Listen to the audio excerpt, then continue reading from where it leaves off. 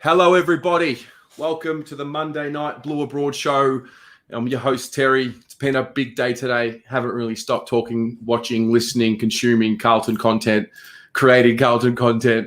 But I'm excited to be here tonight. The special guest tonight is 1/3 of my favorite Carlton podcast, my go-to Carlton podcast, and it's the Ian Prendercast, and that is the Faber Ganoush.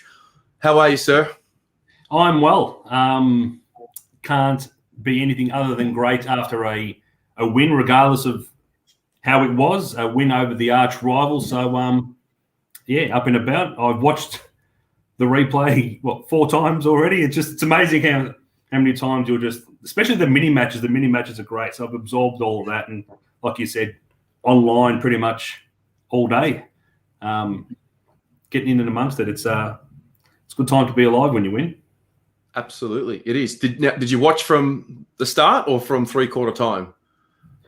The replays, the full match, no, not from the start. It was on in the background while I was working, but the mini matches I watched them about 2 or 3 times. Yeah, in total. Okay, all right. Yeah. I don't know. I mean, I refused to watch the first 3 quarters because I always like to rewatch the game once just to kind of see when you take out that raw emotion. Yeah. Try to look at it with a clear mind, but it didn't get much better. But yeah. No, that's good. Well, I've got a note, mate, because I'm a big fan of personal grooming, as you're aware. The hair is looking schmick on you tonight.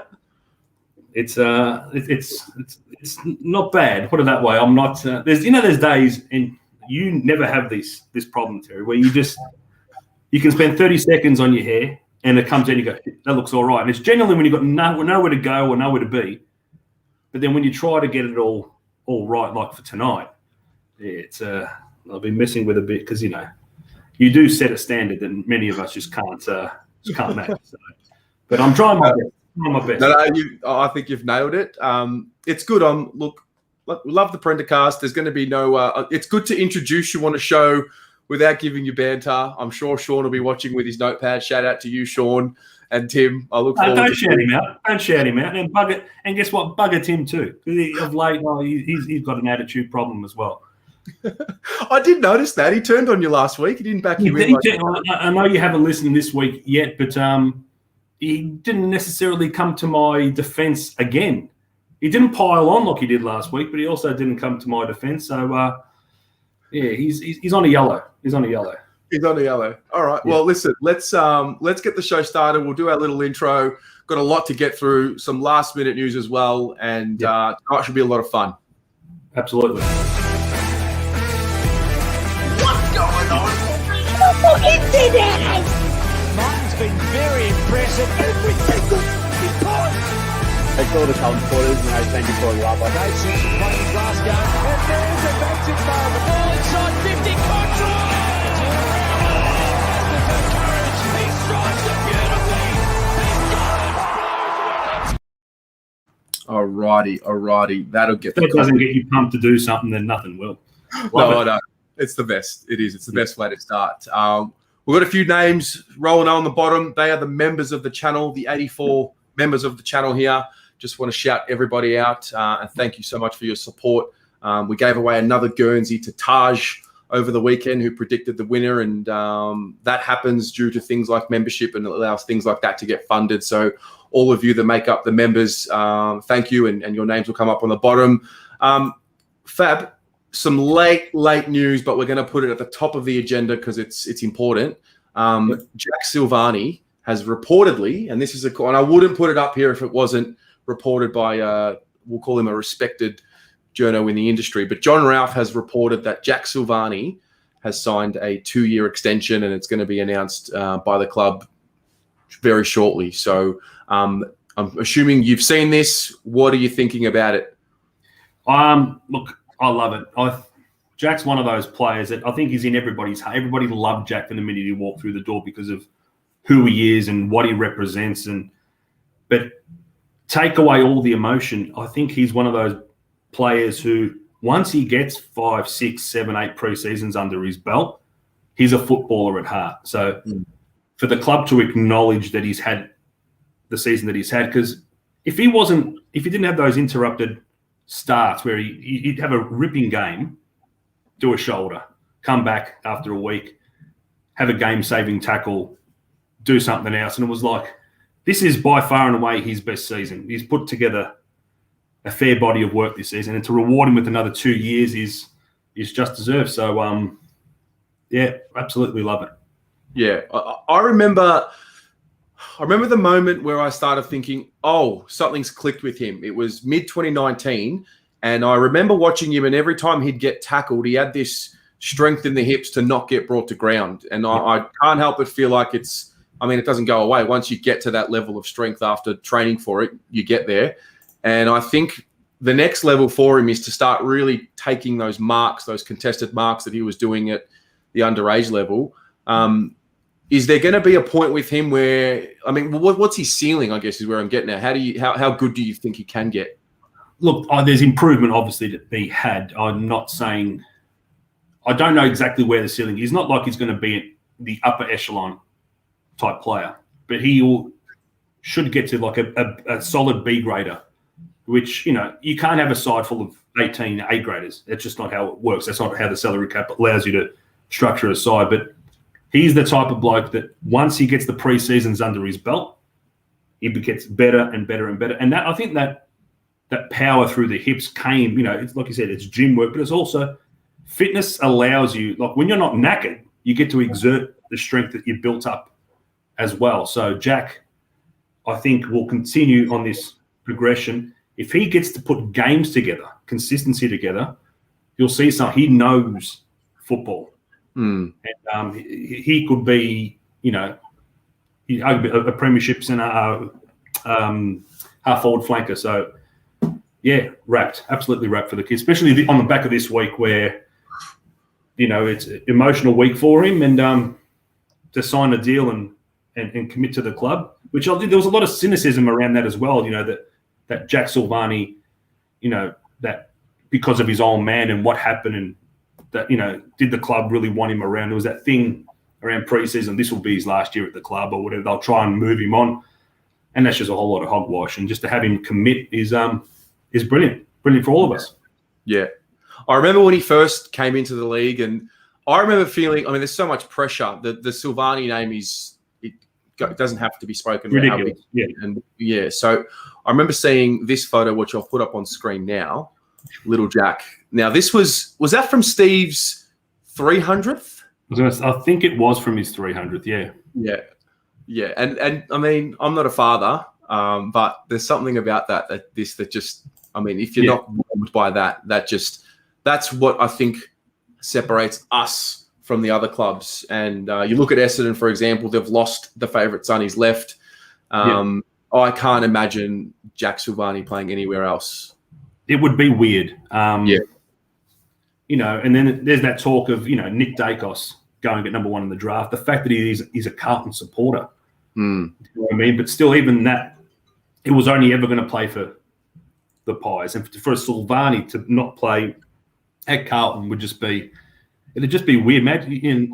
That's the Kennedy thing at Hawthorn, for him to have moved on, and he's forged a great career, but it loses that connection, whereas Silvagni in navy blue, in the number 1, what else can you ask for? No, 100%. You saw most, if not all, of Steve's career, right? Yep.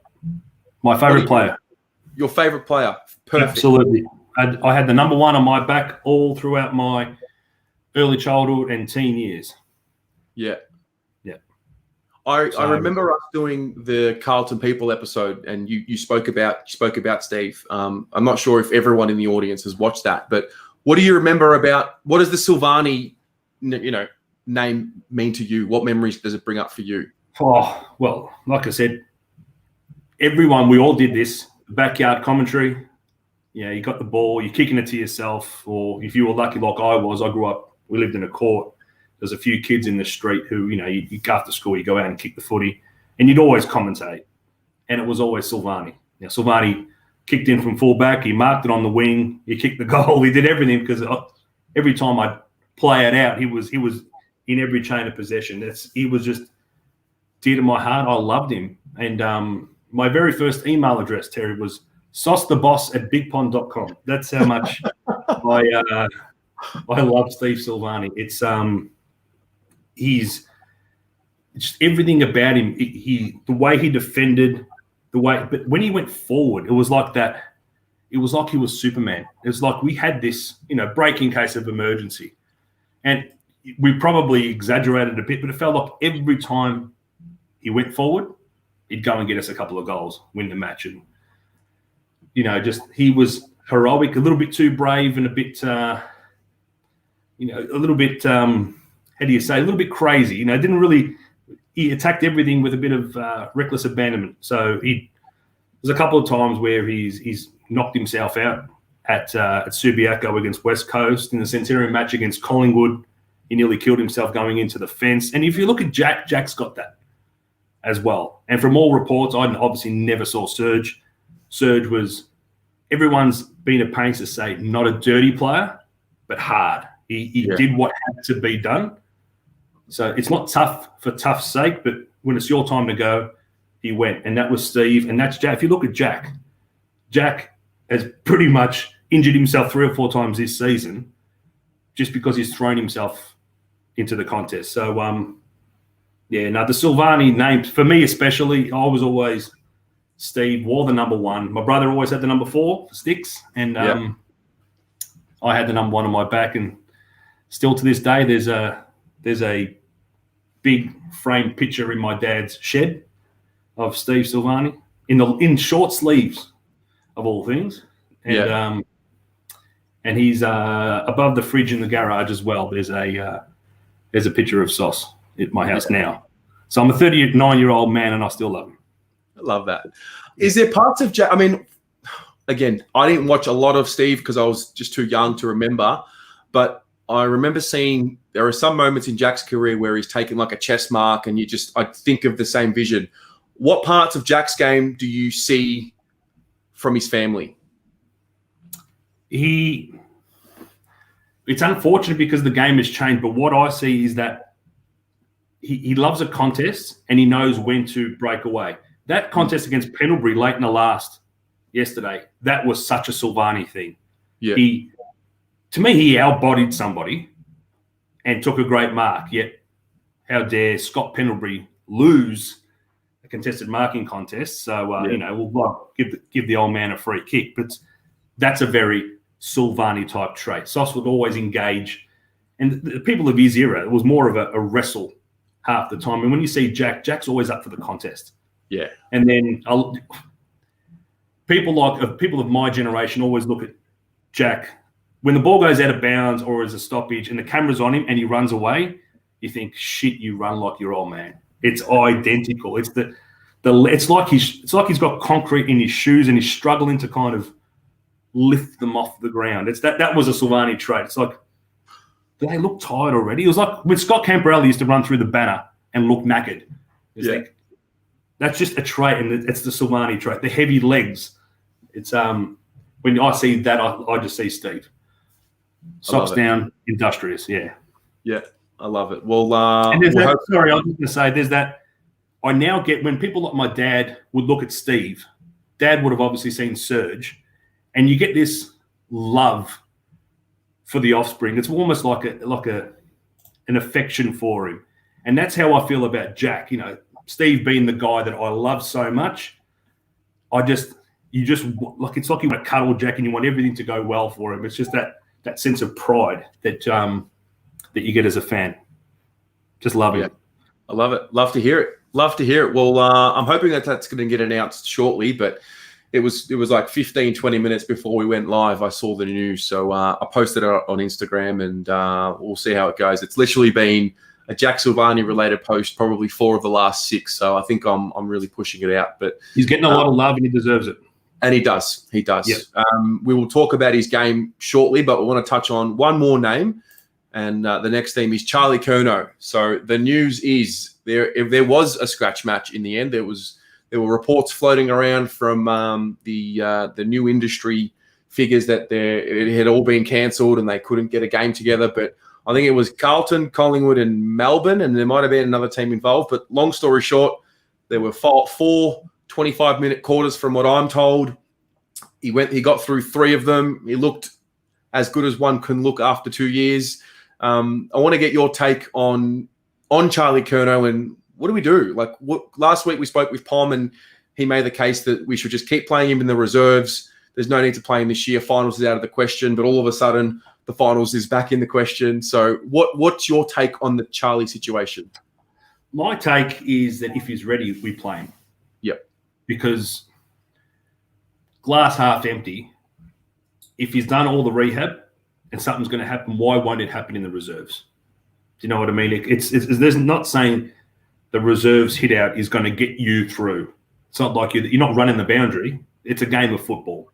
And, a lot of the VFL list of players, that's their bread and butter. They want to do well. Imagine taking a scalp of Charlie Curnow. So it's not like he's going to get a free run at it. So to me, if he's ready and he's fit, we play him. We play him because heavens knows I just want to see our forward line resemble something that Sauce envisaged when he put the master plan together. The three. I call it the 3-headed monster. Now I don't know where Gov is in the hamstring thing, but I just want to see Charlie with Harry in that forward line, and just to see him on the field. Imagine ending the year, even if we don't make finals, which we'll touch on later, but just to see him. Do you know what I mean? It gives you that boost going into the following year. So to me, if he's fit and ready, like AFL ready, play him. Yeah. I think we had a look at what happened on, yesterday with the Collingwood game. There was a bit of an extra incentive, if you call it. Obviously, they were playing with a little bit more emotion. I have a feeling that something similar will happen with Charlie because he is the energy of the group. 2 years out, they'll get around him. And footy's one of those games where especially once you get to this part of the year, it's a grind, especially if you don't know if you're going to make finals. So any little thing you can latch onto to find something extra you use. And I think Charlie would be that. But I don't know. I think the selfish part of me as a fan wants him in as soon as possible. Yeah. I just think there's also that generally coming back from a big injury, you'll have a week, a fortnight, and then you're going to need that break.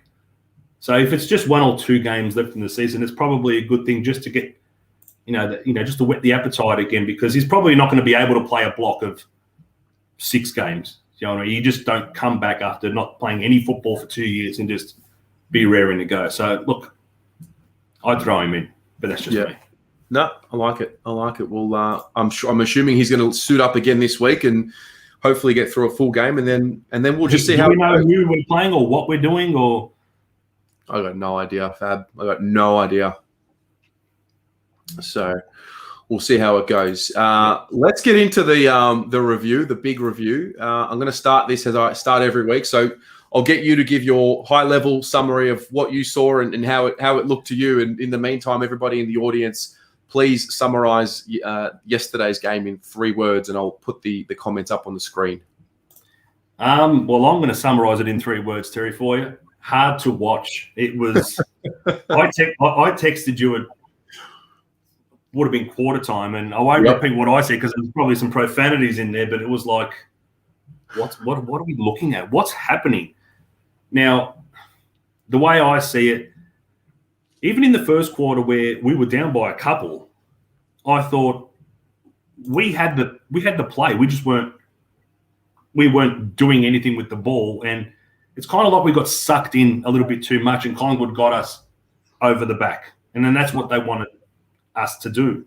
But and as the game wore on, and we wore them down, they're not much of an opposition. Let's be honest; it's the worst Collingwood side in however long. It's they are a bottom 3 side, and it's reflective of their performances. And yeah, they pulled out one against Richmond, but to be honest, as the game wore on, that's when I didn't see us playing the last quarter the way we did, but it was a slug for 2 very poorly executed sides. Look, the execution in that game was, and sometimes you play oppositions where when you play a bad opposition, they make you look bad, if that makes any kind of sense. And sometimes when you play someone who's better, you rise to that level as well. But Systematically, I still think there's some issues, especially in our forward transition.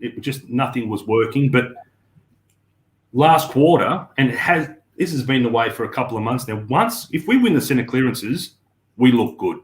We look good when we're, from a stoppage. If we can get that clearance, especially a centre clearance, we look great. When Harry's not crowded, good luck trying to stop him. So once we got them once we got on top of them, then it all looked pretty easy, to be honest. So and it was good to have the youngsters in the midfield kind of carry it, and to do it without Cripper was encouraging, but still a lot to be desired as far as game plan and execution, because as a whole, and we've used this a lot in the last couple of days, enjoy the win, but we still have to interrogate the performance. And the performance up until the last quarter was pretty darn awful.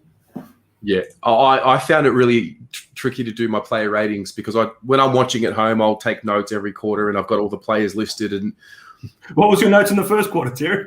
Mate, the first 3 quarters, Plowman's notes, diabolical, shithouse, can't believe he's doing this. Jones, I was dirty on Jones. I was dirty on Zach Williams. I was dirty on Willow.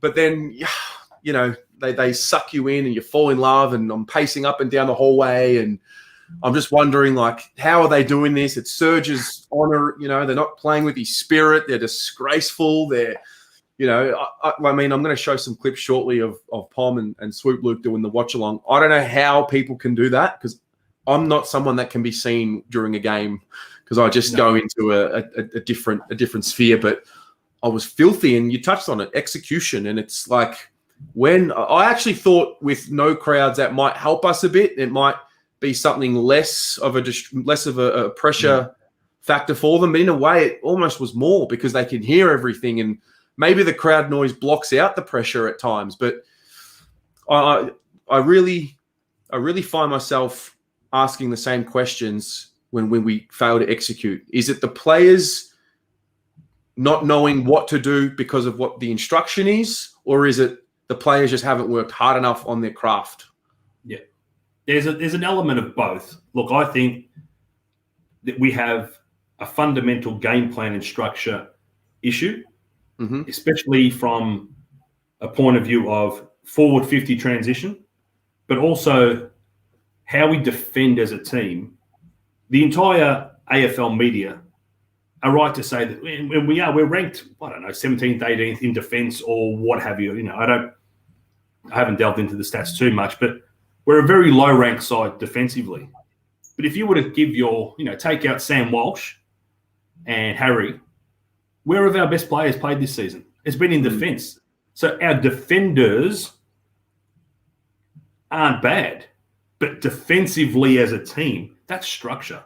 And that shows you it's not personnel, it's structure. The way we move the ball forward and always seem to have a crowded forward line, and we just kick it long in there. And it's like, that doesn't work. But conversely, when we win a centre clearance, as I said before, we look great. We move the ball, we go inside 50 quickly. We're very hard to stop. We can score. We can pile on goals very quickly. But when we don't do that, and when we don't win the centre clearances, struggle. Yeah. Yeah, I find it's going to be hard for us to rely on them to dig deep like they did in that fourth every week. And that's why you want a structure, because when things don't go your way, you want to be able to score against the flow. And I think you guys easily, Terry. Yeah. When was the last time we scored? And I commented on this, probably 2019, and it was in the end, the game, we end up losing it. We played Hawthorn down in Launceston. And in the first half, we scored some easy goals. We just worked it through and scored. And we're getting these over the top, running into an open goal types. And I commented to Sean, as this isn't us. And then, mind you, second half, something we just collapsed and end up losing the game. But we don't score easy goals. And probably since that day, I've never seen us actually score easy goals. We don't make anything easy on ourselves. It all comes through determination, endeavour, hard work, which is, you applaud it, especially when, You see a goal like Sam Walsh's in the last quarter. Unbelievable. But he shouldn't have to work that bloody hard to kick a goal every week. Every week he's kicking arguably a goal a year. Mm-hmm. He shouldn't have to do that. He should just be able to be on the end of a chain of handballs and kick it from 35, 40 over the goal umpire's head. We never do that. Never. Not since Matthew Wright have we scored any easy goals. It's true. I get the and feeling when he was in there either, put it that way. It's true. Yeah. No, it's fair. I get the feeling, and it's what makes me think I need to be a bit more patient at times. I get the feeling we haven't got a group that can think their way through the game. They haven't matured in football terms yet. And that's also because for the first time in a long time, like our young brigade lead the club now. Like it really is Walsh, Wiedering and Harry that have led us this year, that they are our best players this year. Previously it was the, prime Murphy, Gibbs and Cruiser, if you like, and Judd, prior to that. So I guess from that, naturally, they're going to have to figure out how to play the game and they're going to have to get some more experience. But I don't know. The other part of me says, no, that's just making excuses for them. It needs to be, the excellence. It's a bit of both. We don't have that general.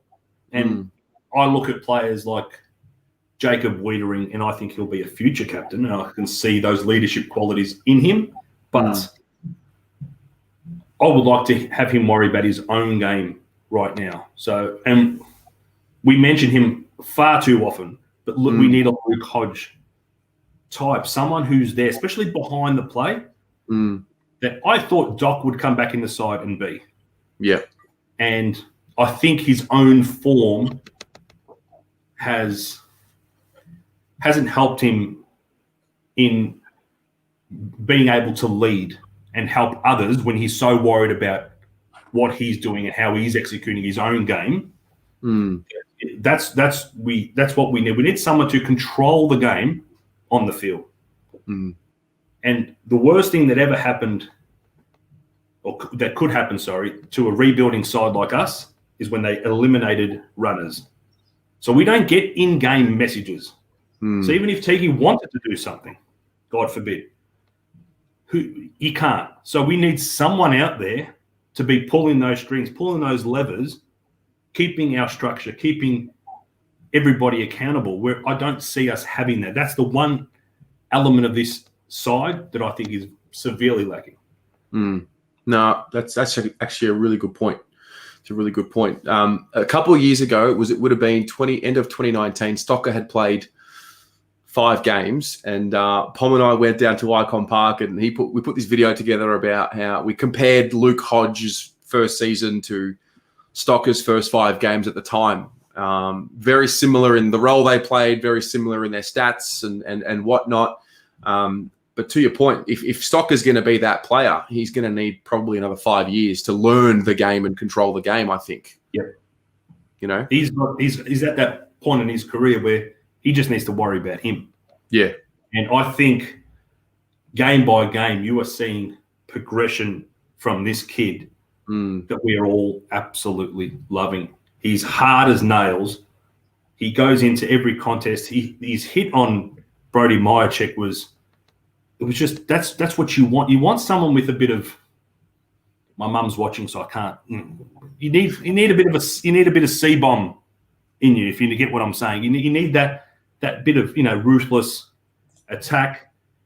Usually that comes from players who are less skilled, but when you've got the skill of Liam Stocker and the game understanding of Liam Stocker, and you've got that little bit of C, that's what we need. And the fact that he didn't play until a month and a half ago, it's an indictment on our match committee. If you ask me personally, it's he needed to be having a full season if available. Well, it's a great segue because I've got a cool little clip here to be playing about stocks, so stand by.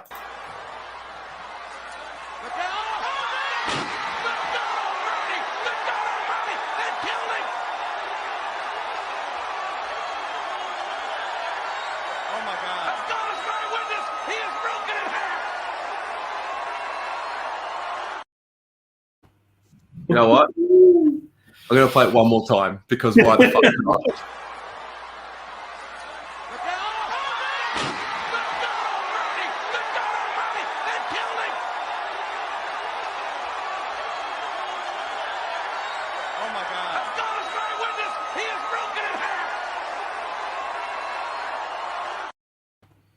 love it. I can watch it all Absolutely love day. I can watch it all day. And you know It's what? perfect. It's perfect execution, mate. It's absolutely perfect execution. He got down low. So people say the bump is gone. No. Reckless bumps are gone. Yes, because there's no margin for error. Yeah. That was perfect execution. Love it. I almost didn't even need to put that soundbite over the It made it a little bit better. Just made it a little bit better. The original sound, though, that's the beauty of having no crowd. You really got to hear the sound. That was unbelievable what he Wasn't did. the only sound that was captured, Terry? Did you happen to hear some profanity after Sam Walsh's cracker of a goal?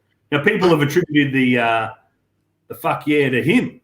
I don't think it was him. I think he was just too busy saying someone else has delivered that. But you can see those T-shirts already getting made up. It was brilliant. That was good to hear. Yeah, it was. Yeah, I'm with you. I don't think it was. I don't think it was Sam Walsh. I think it was whoever it was running into him. That's naturally what you do when your mate kicks a goal. I think. Yeah. Absolutely. I want to break it up a little bit, take everyone on a bit of a journey as to what the game was. We had a watch along here with Pommy and Swoop Luke. Shout out to Swoop Luke. I don't think he's watching tonight, and that's okay. But it really, I'll take you all on a bit of a journey. It started like this during the week. Pommy did a diss track to Swoop, and Swoop came back with this little soundbite. Carlton fans, this one's for you. Blue Abroad, this one's for you. Almost Blues Brothers, this one's for you. Don't ever forget, I'm the Swoop King. I'm the prodigal son. Begin. So we start there. We then have the watch along, and we're going to have a proper compilation made. Willem's on it as we speak. But I'll show you a few little bites from the game. This is when Collingwood were up and about early in the game.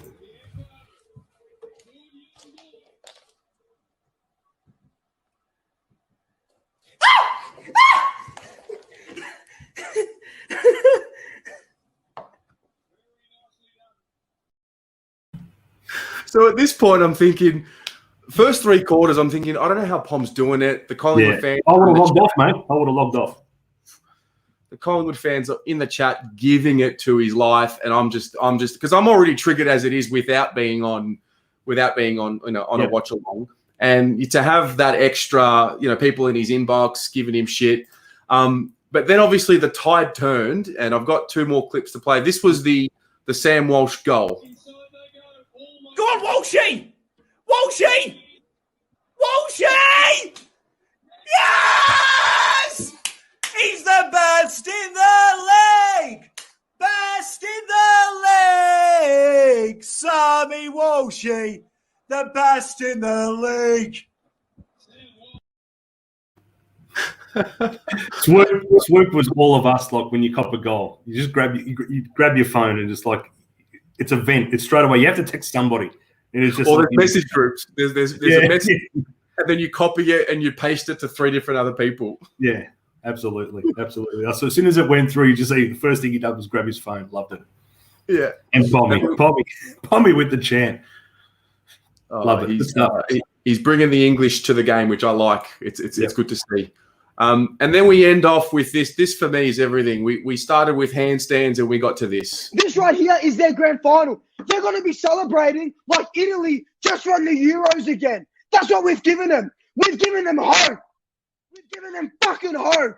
How? Why? Yeah? Because we're pathetic. We didn't show any heart in that last quarter. Are you kidding me?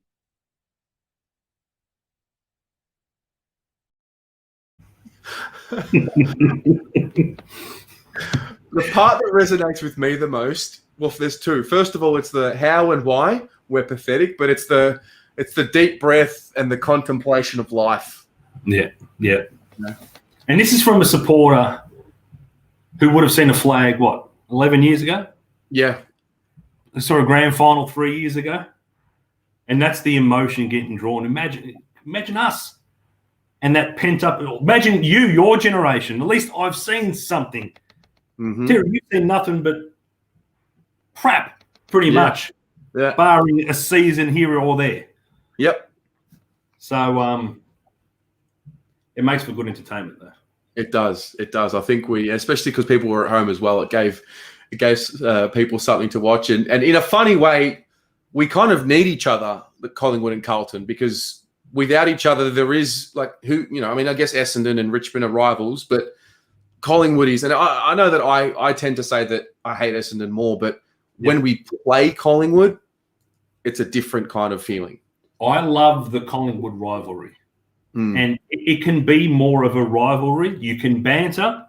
There's a bit more fun to it. Yeah. But for me, there's no fun in an Essendon rivalry for me. I just hate them. Simple as that. I've got no time for the Essendon Football Club whatsoever. Whereas Collingwood, at least I can get involved in it, in the rivalry. Now, my dad will be watching this. Shout out to you, Dad. But for my dad, it's still that Collingwood. It's like that passion, that hatred is for Collingwood. He doesn't get why I hate Essendon so much, because to him it's all about Collingwood. But yeah, when you play them and you run it, you just know there's a whole band of them, and you just want them to have, like today, waking up knowing that every Collingwood supporter is going to have a shit day because they lost. Yeah. And they would have been the exact same way, thinking if they got one up on us, like they did in round 2, it's the same feeling. It's mutual. Absolutely. The hatred is mutual. Yeah, I love seeing the great, because for me, Carlton Twitter is officially its own thing now. Yeah.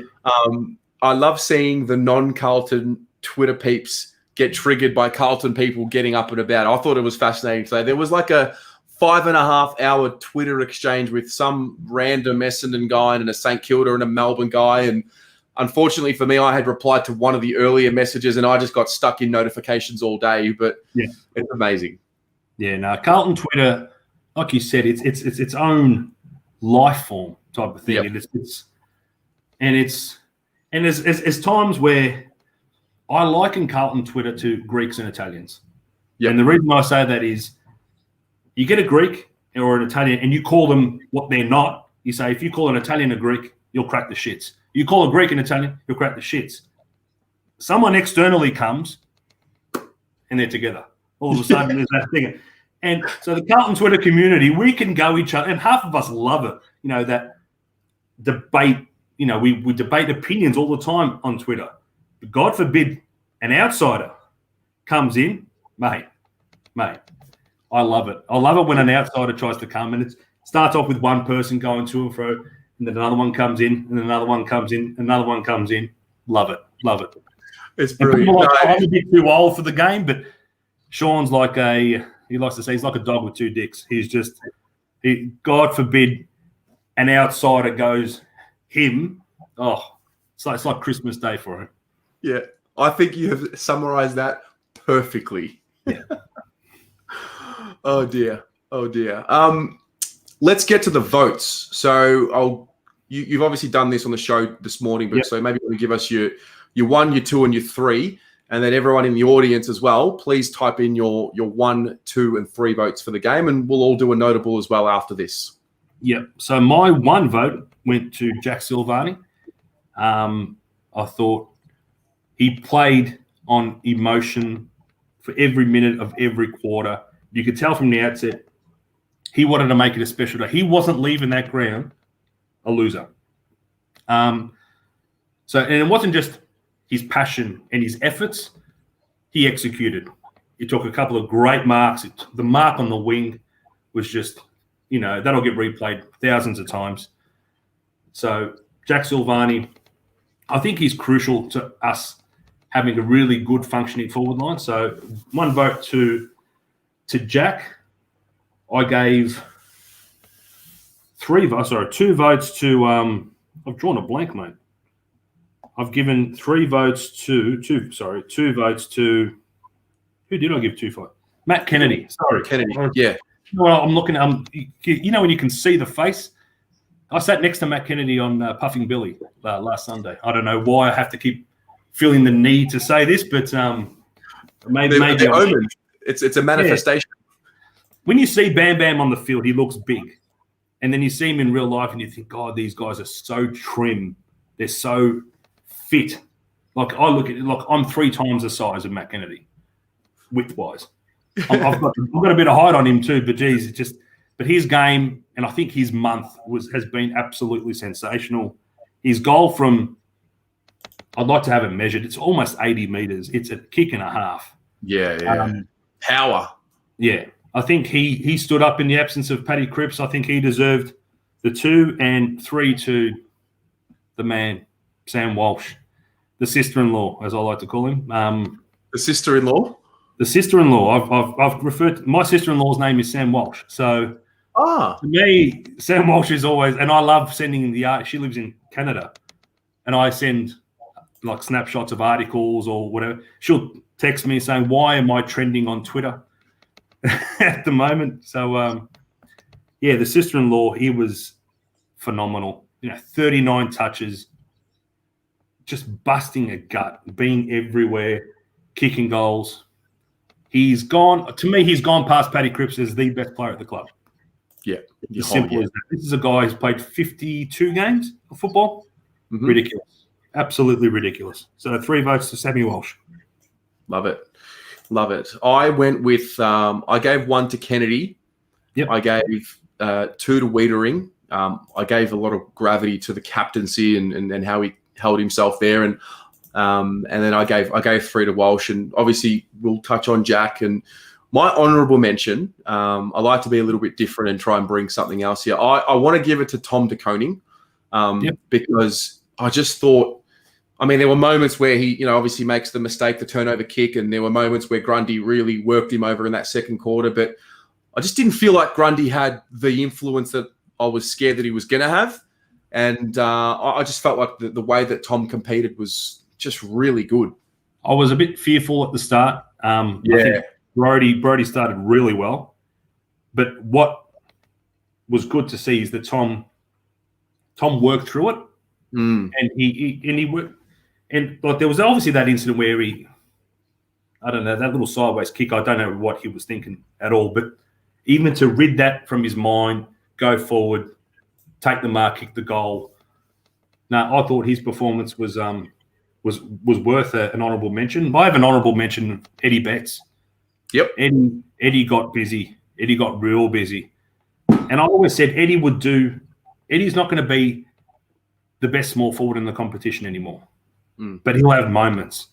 And when he has those moments, it's kind of like he gets himself, he kind of injects himself into it. And once he gets a little bit of success, so like he'll get a goal or he'll take a grab, good luck. The next half an hour, you've got an absolute problem on your hand. And I thought Eddie was absolutely pivotal in us coming back. And can't kick 35 anymore, unfortunately, for Ed.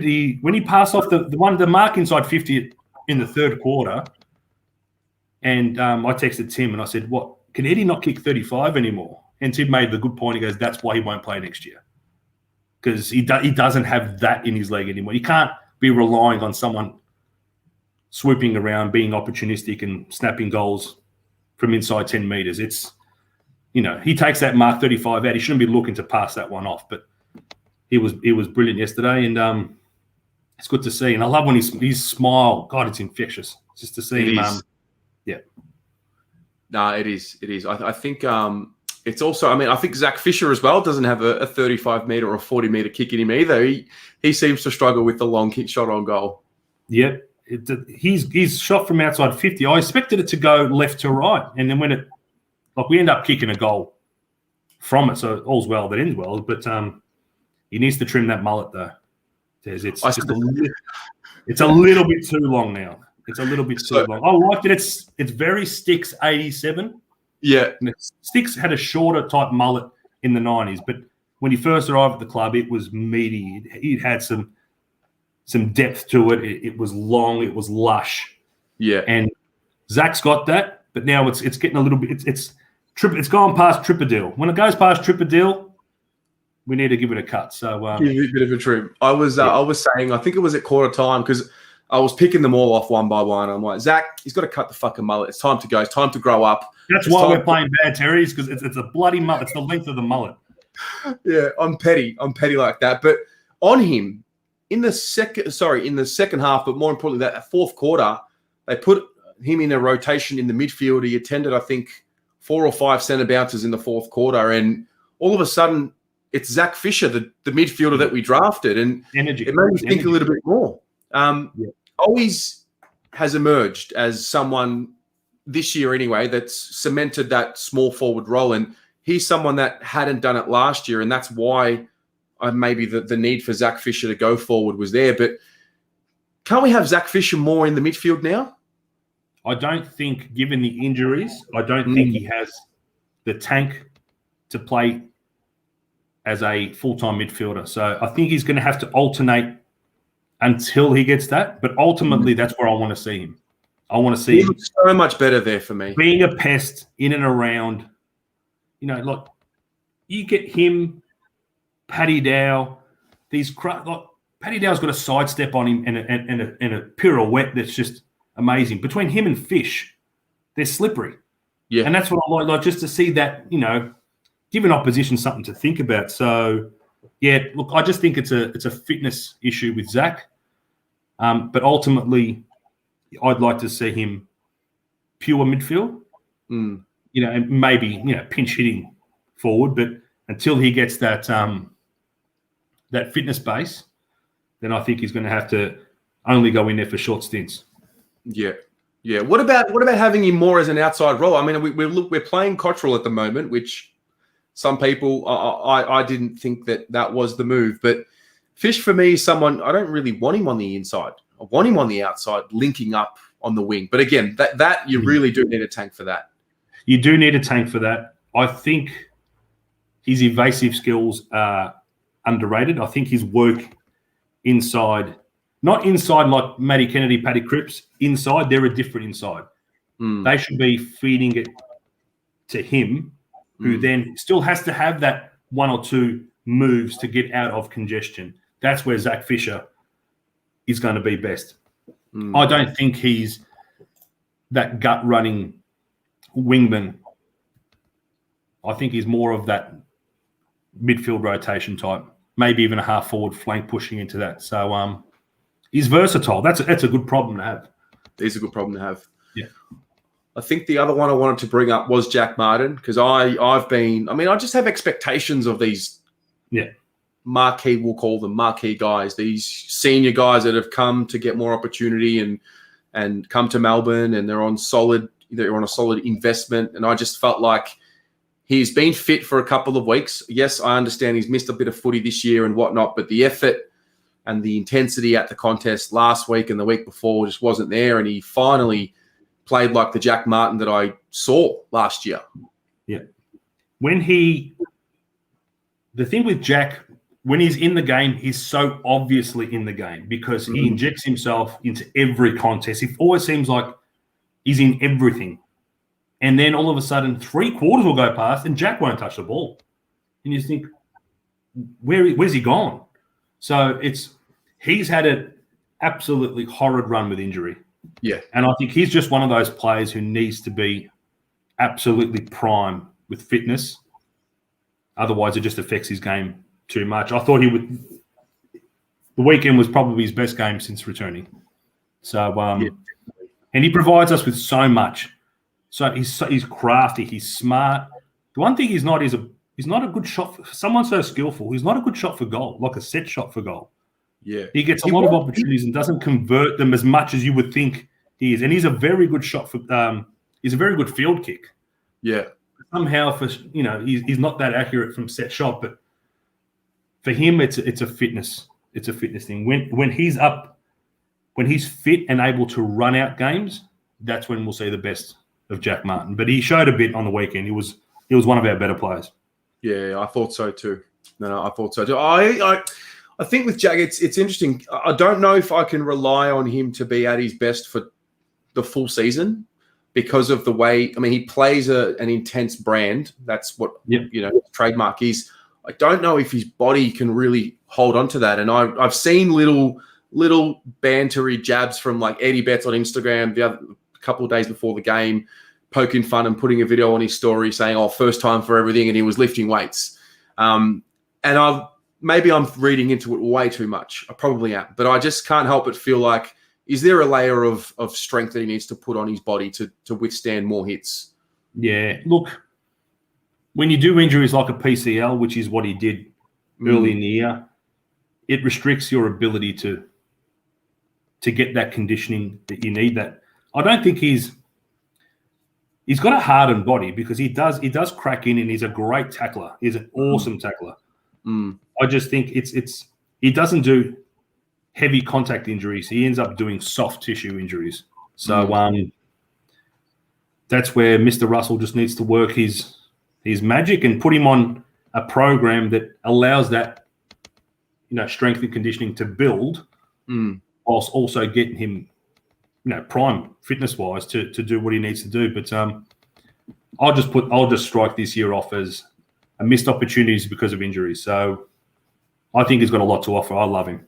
Yeah, I do too. I love him when he plays the way he did against Collingwood with that intent. I think that's because I think it inspires others. So yeah, absolutely. So that's that. All right. Unfortunately, that's the end of the Collingwood chat. What a shame. All right. We're going to touch on leadership. The captaincy issue came up this week. Obviously, Cripps didn't play, so Jacob filled in. And I guess I want to see where you're at and where everyone else that's watching is at, who is commenting. What's your take on the captaincy situation? Do you think we need to change it next year? Some people think just give it to Walsh. Some people think just give it to Wiedering and let Walsh play his game. Some people think Cripps and Doherty might not be the two together. Where are you with the captaincy? I think we saw the future captain on the weekend.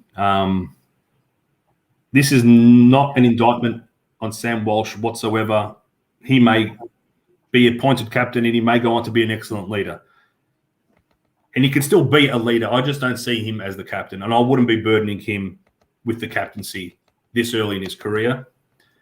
But Jacob Wiedering for me, especially while Cripper and Doc are there, do you know what I mean? You need more than one leader on the ground, but I think Jacob Wiedering can mature into that leader that we need. And you've seen it in the last, say, month or two. He's becoming more vocal. So he's now reached that part of his career where he's confident in his own ability. So he's not so worried about his performance. He knows what he has to do. He's now demanding of teammates around him. And that's a good thing. So I think he wouldn't, to me, he's not the type to be burdened by it. I reckon give it to Jacob. There's no such thing as you're too young. Let's be honest. You need leaders. He's doing that at the moment. All he needs to do is just be official and toss a coin.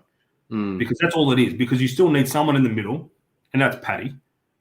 You need someone up forward that's probably where we're a bit bereft of leadership at the moment. I know Eddie's there and he's trying to impart his knowledge on the group, but I don't think he's the type to call you out on game day.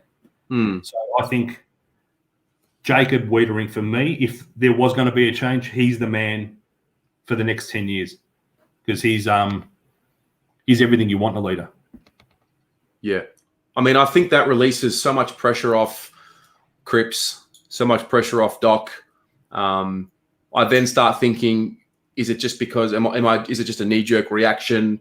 But then my mind goes to, well, no, because like I said before, the young guys really are leading this group forward. Yeah. Then I think to myself, do I really see our club taking the captaincy off Doc and Cripps to give it to Wiedering? Don't know if they got that, I don't know if it's like the nice thing to do by Doc and Cripps, even though it might be the right thing. And so I start thinking that way. It's going to be a fascinating conversation until we know next year, I think. Does Cripps want it? That's the thing. This is an internal thing where none of us know. Do they want it? Because he might have said when he was appointed captain, he was the best player. Yes, but he was an emerging young talent himself. So it's not about just giving it to the best player. We need to find someone who can take it and not be burdened by it. I'm not saying Paddy's necessarily burdened by it, but he just needs to concentrate on him. So, and Doc especially, I just think he seems to be weighed down by everything at the moment. I think his performances pre-injury have been un-Doc-like. So Sticks was named captain, second year at the club, and he would have been early 20s. You're probably younger than what Jacob Wettering is now. So you're never too young if you're ready. Look at Sam Walsh. It's got nothing to do with age. And Paddy Cripps said a great thing probably about 3 years ago. It's up to you. It's got nothing to do with age. It's up to you when you want to be a good player, you can be a good player. And that's the same with leaders. If you want to be a leader, if that's in you, you can be a leader. The age has got nothing to do with it. And I think Jacob Wettering is the number one candidate for that. Yeah, I like it. I mean, at the end of the day, whatever they decide to do, I'm still going to back it in next year. I just think for a team like ours who have been crying out for more leadership, to now have this like new sort of inflection point where this new thing is emerging, where there's Wettering and Walsh are really emerging as potential leaders when we already have two captains, I think it's nothing but a good thing. Yeah, absolutely. Like I said, you need a complement of leaders. And I know we have a leadership group, and Sean was discussing that, get rid of the captaincy, it's just rotate whoever tosses the coin. We need to collectively become, better as a unit. So, but I still I don't like the idea of co-captains personally. I still like that one designated man to kind of be the face of the club. And I can't help but think the club's kind of grooming him. He's the one who takes the segments weekly on SEN. I like that. And you don't hear Paddy in the media. I know Doc does the RSN stuff, but Jacob's been on SEN regularly this year. Speaks well, presents well. So give it to him. Yep. That's my personal opinion. No, fair. Let's talk a little bit about this week. We've got a game against North Melbourne. It's been moved from Sunday to Saturday, Arvo. It went from the graveyard shift, and all of a sudden we could be playing finals. So we're back in the limelight Saturday afternoon. 1:45. Apparently, my dad's texted me. He said Ply, P-L-Y, not P-L-A-Y. Ply North, Saturday, 1-45. Fantastic. So, I'm interpreting that as we play North on Saturday at 1:45. We do. We absolutely do. And I don't really want to preview the game as much just yet, but I more so want to talk about the changes. So those of you at home, what changes are you making? Obviously, we don't know what the injury report is, but I would assume Murphy is ready based on what they said last week. Honey apparently kicked 4 goals in that scratch match.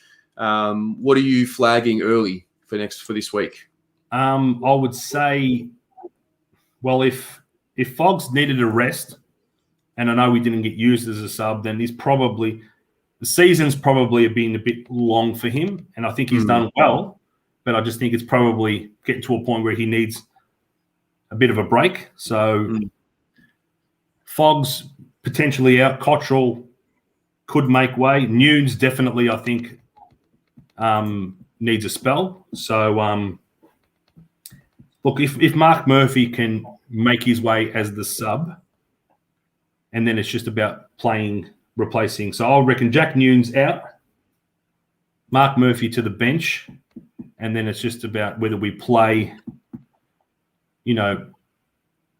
Owies and get rid of Fogarty or what we can do, or Fogarty's ready. I'd like to see, this is just personally, I would like to see Lachie O'Brien given the next 5 weeks, because if he doesn't get a game from now to the end of the year, I think it's going to be a shame that we're going to lose somebody as talented as Lachie O'Brien. And he divides a lot of Carlton supporters, but to me, I think he is everything we're missing right now. And I think he can provide so much.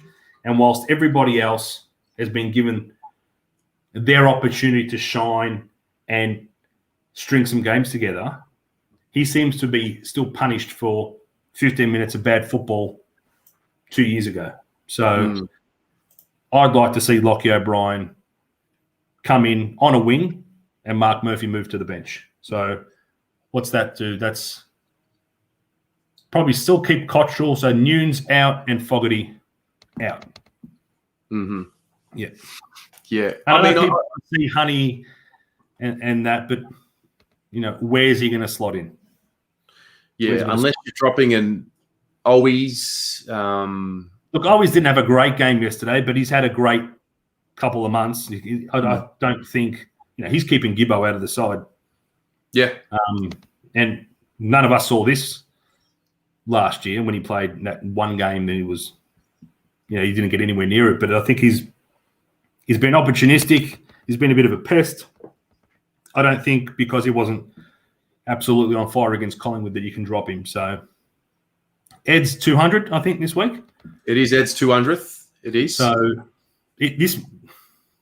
I'm not trying to retire Ed Curnow, but I think if there might be an element of get him to 200, and then there might be.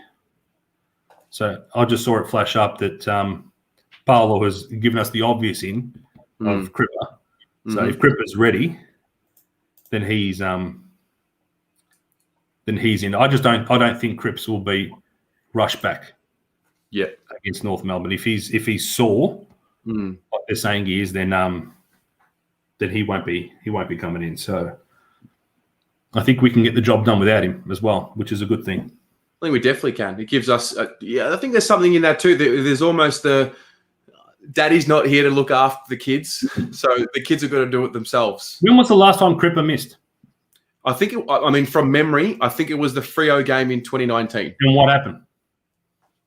Mark I'm not saying get rid of Paddy Cripps because we win every week without him, but it's you force others to stand up. You know what I mean? And, whilst we hate them and we don't want to turn this into the hanger, Darcy Parish has had the season he's had because Dylan Shill hasn't been there. You're forced to kind of push in and blossom. So, if he's not ready, don't rush him. Yeah. Give somebody else the responsibility and see what they can do. Yeah. I like it. Well, it's 9:00. That has flown by, Fab. Absolutely. This has been fun. This has been fun. I told you, nothing to be nervous about. Just two guys having a chat.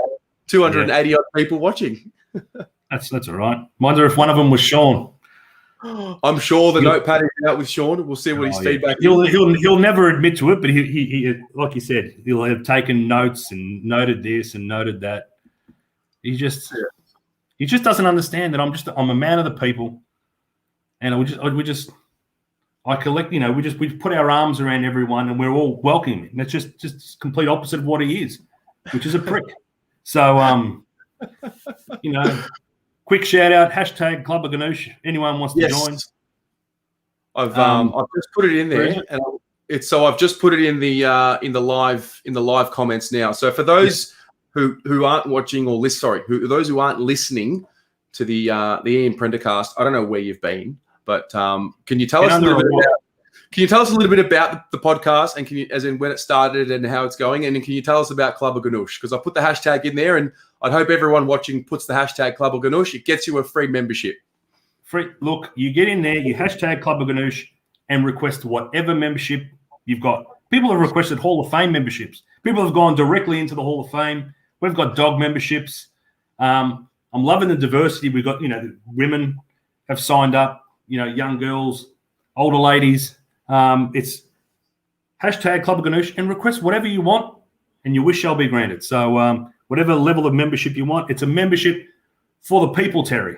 And it's about, it's just about happiness, joy, and really coming together as a community to piss Sean off. So that's basically what it is. And it's going great guns. Sean said that we should host a barbecue. And we will. I said 100 members, and we'll host a barbecue, mate. We're going to have a refrigerated truck to rock up with the sausages. So look, I'll have to get in touch with the boys from the Jumper Punch because two things. Number one, how has a bombardier like me not got an invite on the Jumper Punch yet? Right? I've got the salamis ready. I've got the capocola ready. Homemade wine. I don't know what else I need. Rocco. I flagged it to him. I did. I made it very clear, but the boys are in high demand. I mean, they make the calls. Ragazzi, che cazzo. Come on. Give the man an invite. Right? Honorary members, but, then we can probably get together and organise the catering for this Club of Ganoush event and really stick it up Sean. It'll be great. I love it. So so that's pretty much it. But the imprint of cast, just me, Tim, and Sean. We just get together, 3 passionate blue baggers. Whilst I like to sink the boots into Sean, he does a great. I'm just seeing the comments. He does a great job at hosting and engaging with people. You know, he's strong. He's an idiot. He is an absolute idiot. He does a great job in engaging with supporters. He lets people have their opinion. Doesn't always agree with him, which is good. You know, to and fro, we get together every week. We put together a podcast, and people seem to like it. So he's plugged his own fake fan club for 5 minutes. It's not mine, Sean. It's a club for the people. The Club of Ganoush is not me. The people have spoken. So no, it should be good. It should be good. Yeah. Well, I dare say I'm going to make an executive call, and I think Paul's already done it as well here. We're going to get you on the jumper punch for sure. So we'll get the boys to get in touch. But, mate, listen, I really appreciate you coming on and getting out of the comfort zone and getting your face on the screen. And I do really appreciate your time. I love the work you do and the work you guys do. And I just love being a part of the one small cog in the big Carlton machine, Carlton fan machine. And that's really what it's all about for us. It's all about community, mate. And we all play our little roles, and it's it's great. It's been fun. Good. I'm happy. So anyway, guys, enjoy your Monday night. Keep drinking the Kool-Aid, and then tomorrow we can stop drinking the Kool-Aid, and we've got to start focusing on North Melbourne. So, Fab, thanks again, and have a good one. Arrivederci, ragazzi.